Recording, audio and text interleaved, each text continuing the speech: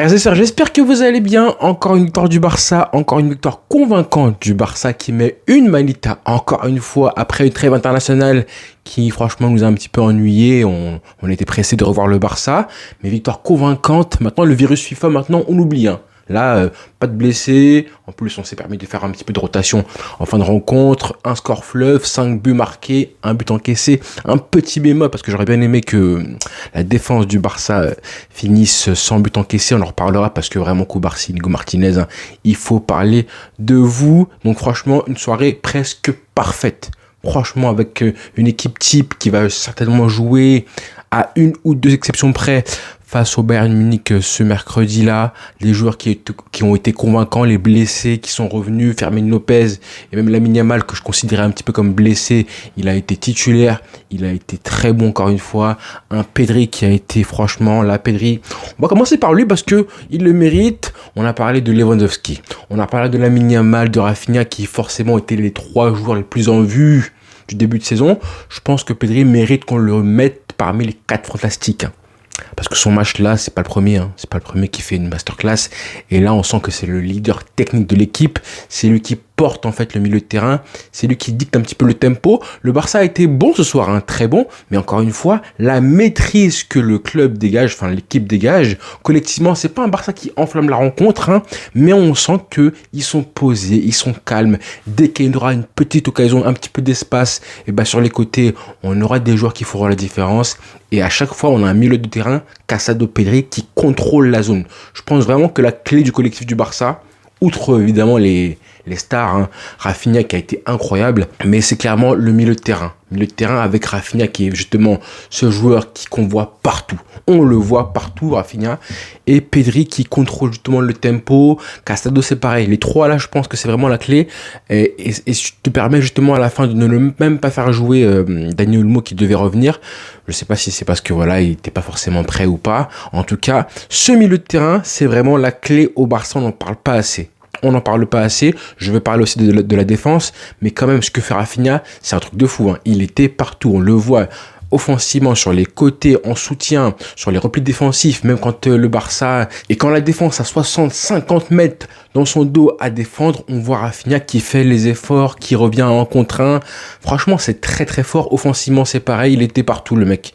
Il était partout. Et même son rôle de numéro 10, j'ai envie de dire que ça ressemble un petit peu au vrai numéro 10. Vous savez, il y a un petit peu cette croyance comme quoi on dit que les numéros 10 sont un petit peu disparus. On voit plus comme à l'époque les Zizou qui étaient à la fois à la relance, au milieu de terrain pour orienter un petit peu le jeu, qui distribuait, qui orientait. C'était un petit peu des numéros 10 qui jouaient un petit peu comme les 6 aujourd'hui, mais offensivement aussi. Et là, Rafinha, c'était un petit peu ça. Il était à la création, à la récupération. Il a failli marquer un but aussi. Il était hors jeu malheureusement sur une passe encore une fois de Lamine Yamal. Incroyable, Lamine Yamal. Quel joueur. C'est dommage qu'il ne marque pas ce but-là. En plus, bon. Après, c'est bien, il était de retour après sa petite blessure. Il était de retour. Il fait un match de crack. Il fait une passe décisive pour Pedri. Pedri, j'ai même oublié son but tellement son match, tu enlèves son but, ça reste un match de crack. Le but qu'il met, il est magnifique. En plus, voilà, enfin, un Pedri qui a la finition. Je sais pas si c'est de la finition, de la vraie finition d'un numéro 9, certes, mais il a le temps, l'espace et tout pour la placer comme il le fait. Mais c'est ça qu'on veut en fait. Un vrai milieu de terrain, il doit être placé là. Et c'est les reproches que je faisais à l'ancienne au milieu de terrain comme Busquets. Rakitic, par contre, il était très bon pour ça, pour être justement en retrait devant la surface de réparation quand les attaquants étaient un petit peu plus vers le gardien. Quand Messi, justement Messi lui aussi, c'était un maître en la matière pour prendre justement les ballons en retrait, que ce soit de Alba ou d'un autre. Et justement, il fallait un petit peu de soutien au milieu de terrain, juste devant la surface. Là, ce qui fait Pedri, c'est justement ce que je veux de lui, de Frenkie de Jong, de tous les milieux de terrain qui jouent à ce poste-là, 8 ou 6, quand vraiment l'équipe est très, très haut placée. Et que justement, on a une possession en U. Il faut avoir des milieux de terrain placés ici. C'est très bien ce qu'il fait et son but, il est magnifique. On veut que tu marques comme Xavi t'avait dit. Xavi avait dit à Pedri qu'il faut que tu finisses la saison avec environ 10 buts TCC. C'est ce qu'on veut de Pedri aujourd'hui, cette saison, avec le festival offensif que le Barça a mis ce soir. 5 buts marqués. T'as même pas forcé ton talent. Et là, on parle de Séville. Rappelez-vous, les mecs, il y a un an de ça, le Barça face à Séville, on avait galéré, but 1-0, je crois, de Ramos, CSC à la 88e minute. Là, on parle d'un match du Barça maîtrisé, sans forcer, sans vraiment d'impératif, un Barça qui a poussé à aucun moment du match, et tu marques 5 buts, une manita. Et c'est Séville en face. C'est pas Retafe, c'est pas Las Palmas, c'est Séville.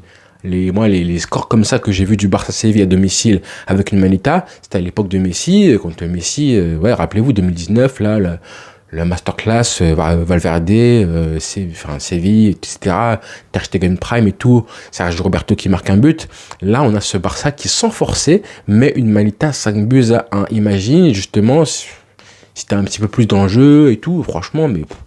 Et donc, c'est intéressant de voir ça parce que je me dis que prochainement, face au Bayern, face au Real, est-ce que le Barça va jouer cette espèce de football où tu attaques de façon très réfléchie avec des séquences, des petites séquences par-ci par-là et t'as pas vraiment à pousser. Je trouve que mentalement ça fait du bien à ces joueurs. Ça leur donne la possibilité de jouer sans avoir à être à devoir pousser comme ça peut être le cas. Maintenant, reste à savoir si quand le Barça sera mené au score, est-ce que l'équipe jouera avec cette même tranquillité là. Ce sera évidemment intéressant à suivre. Forcément, la petite déception, même la grosse déception, c'est évidemment Ansu Fati. Je vais en parler pour lui parce que voilà, c'était quand même important pour lui de revenir. On a eu des échos depuis maintenant juillet de Hansi Flick qui vraiment comptait sur lui parce qu'il le voit à l'entraînement, qu'il est intéressant, etc. Qu'il avait bâti un plan pour lui individualisé à la finition, qu'il voulait le faire jouer numéro 9, pourquoi pas. Comme doublure de Lewandowski, etc., etc. Il n'a pas été bon ce soir, c'est vrai. Le côté gauche, c'était seulement Baldé qui a été l'animateur. Côté gauche, il était un peu esselé du coup. Alors que Baldé a fait, je trouve, un bon match, honnêtement, défensivement et offensivement. En tout cas, meilleur que récemment, largement. Au moins ça. Donc ça, c'est quand même cool. Mais Ansu Fati, écoutez, décevant, c'est vrai. Mais je ne vais pas être trop critique. Il revenait. Voilà, première titularisation depuis maintenant très très longtemps. Je pense plus d'1 an et demi. Donc on va être indulgent avec lui. Mais encore une fois, tu revois les mêmes défauts, à savoir est-ce qu'il sait percuter, est-ce qu'il sait dribbler, est-ce qu'il peut apporter plus que ce qu'il apporte dans le jeu. Parce qu'à la finition, on le sait qu'il est très bon. C'est juste qu'il manque un peu de confiance. Donc ça, la confiance, ça va revenir. Dès qu'il marquera 1 ou 2 buts, ça va revenir. Mais dans le jeu, c'est vraiment là où je trouve que on peut avoir beaucoup mieux, on peut exiger beaucoup mieux. Alors il se dépense, il a été sur 2-3 situations intéressantes, mais ça reste léger, voilà. Donc, mais par contre, on va être largement beaucoup plus indulgent. Voilà, vu qu'on a eu Ferran Torres qui a été très médiocre, beaucoup de matchs, on a quand même été attentif à ce qu'il faisait et voir s'il pouvait quand même apporter sur 5, 6, 7 matchs. Là, je pense que Ansu Fati mérite au moins la même chose. Et je pense que, voilà, vu comment Hansi Flick est patient et pédagogue avec ses joueurs, qu'il le sera aussi en lui donnant autant de chances et de matchs à jouer. Et puis voilà, la défense centrale du Barça, comme je disais, qui prend ce but-là, malheureusement. Et justement, sur le but, j'ai envie de croire et de dire que c'est justement le problème qu'on pourrait rencontrer avec une défense aussi haute que ça. C'est une passe d'un défenseur qui traverse tout le terrain, de la défense comme ça à l'attaque pour le buteur.